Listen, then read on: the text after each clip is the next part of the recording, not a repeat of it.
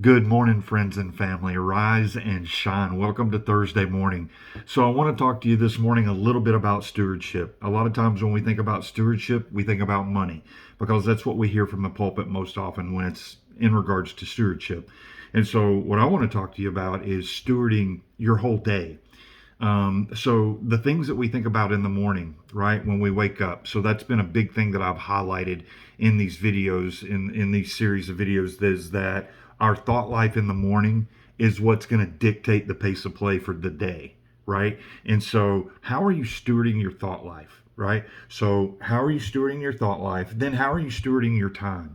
So, I like to think of it like the day is broken up into three pieces. There is morning, there's afternoon, and there's evening. And I'll be the first to admit I am terrible at stewarding my rest, my sleep. I do not get enough sleep, probably on an average of 6 hours a night, somewhere right around in there. And, it should be closer to 7, 8, or 9, depending on your needs and so on and so forth. But not 6. That's not enough, no matter what. And I know a lot of people out there are like, oh, I get by on 4, whatever. That's not enough sleep.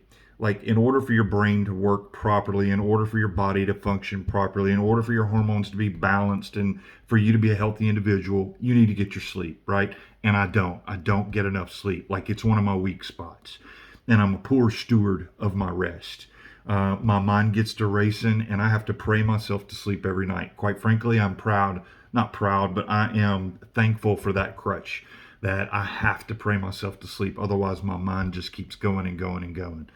And so, whenever we get up in the morning, depending on what it is that we decide to do with our day, if we decide to be lazy, we have stewarded our day. In other words, you're going to steward it one way or another. You're either going to steward it in such a way that it's going to benefit you, or you're going to steward it in such a way that it's not going to benefit you, and quite likely, quite possibly, is going to hurt you. Like, at the end of each day, you either get a green arrow or a red arrow, right? You either move the needle forward or you lost ground, A or B. There is no standing still. Time doesn't wait on anybody. It keeps on ticking. And so at the end of each and every day, you're going to have either a green arrow or a red arrow. And what we want a bunch of green arrows backed up, packed up, piled up, one on top of another for as far as we can see.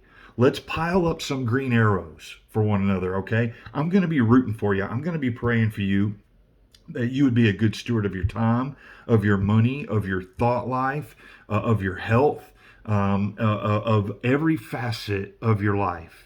You have dominion over your life. The Lord gave you dominion over your life. Do you realize that 99% of the time you do what you want to do? Even when you're doing the things that you have to do, you can either give a whole effort or a half effort or even less than a half effort. And so you're not really doing the thing that you should be doing. You're doing some version of it. And so all of that is to say that we are called to be stewards of our lives, not just our money. We're supposed to be stewards of our relationships, and that includes your relationship with the Lord. That includes your relationship with your wife, your spouse, your husband, your sons, your daughters, your parents, your friends, your peers, your workers, co-workers. We're called to be stewards of all those relationships. And the thing is that we've got to be intentional about being a good steward. If you're not intentional, if you're just haphazard about it, you don't have a plan, you will fail. You'll miss. And so I want to encourage you to think about, just break your day up into, it's just three components. You have the morning. How are you going to steward your morning time? You have your afternoon. How are you going to steward your afternoon time? And you have your evening. How are you going to steward your evening? And be intentional about it.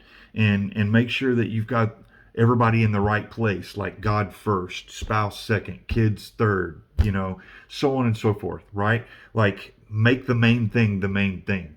Don't leave the main thing out. The devil would love nothing more than for us to forget about the main things.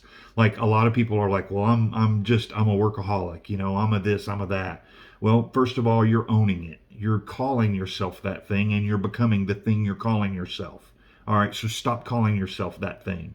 Say, I'm a family man. I love the Lord. Like, say those things about yourself, and then watch those things come to be true. We should be, giving our first part of whatever it is that we get to the Lord. And to me, the first part of whatever I get is each and every day. The first part of my day is the first part of what I've gotten for that day, right? And so either way, all of that is to say, be a better steward. All right.